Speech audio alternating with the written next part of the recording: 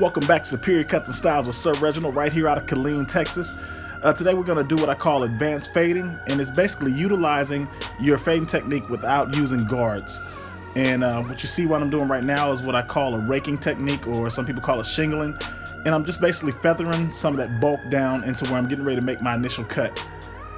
As you can see, I'm going right into that blend with my blade wide open so that I don't cut too deep or make any harsh lines, because using this technique, you don't want to make lines because you end up having to blend them out.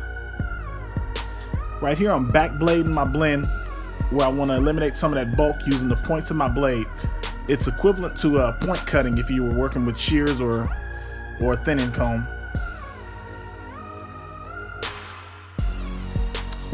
You generally want to pay attention to the flow of your hair. I'm going against the grain, but I'm going with the flow. As you can see, that wave pattern curls and curves headed back towards the ear, and I'm going against it that way versus going diagonal up and down. I'm going to close it down a little bit. When you feel like you're not catching any hair, feel free to adjust that blade just like you would as if you were doing any normal blending.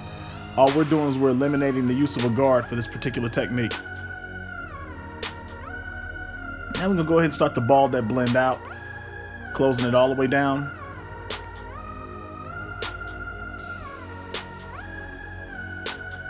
And working into where we made our initial cut.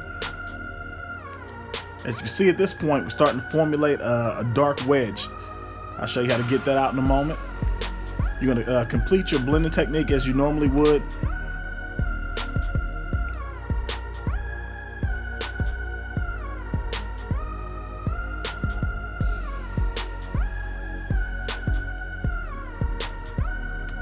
And some of you guys are noticing that I'm using the edge of my blade. Whenever you want to get detail on your blend, that's what you want to work with. You want to work with the corners of your blade because it's like utilizing a pencil or any other type of drawing device.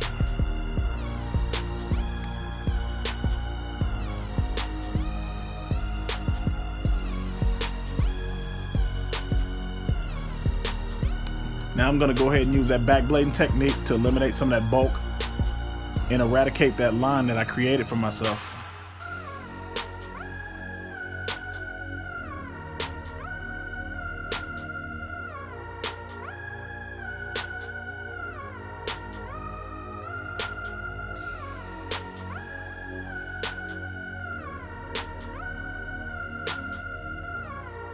The wave pattern was pretty deep, but as you can see, what I just did is I went against it sideways, and that's going to help to go ahead and eliminate it too.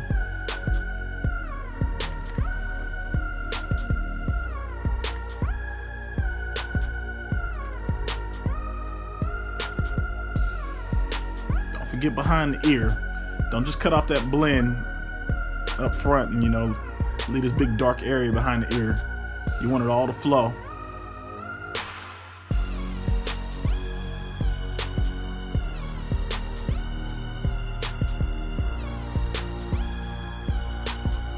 You can see we're going in and we're doing detail work, utilizing the point of that blade to really bring out the finer points of a blend.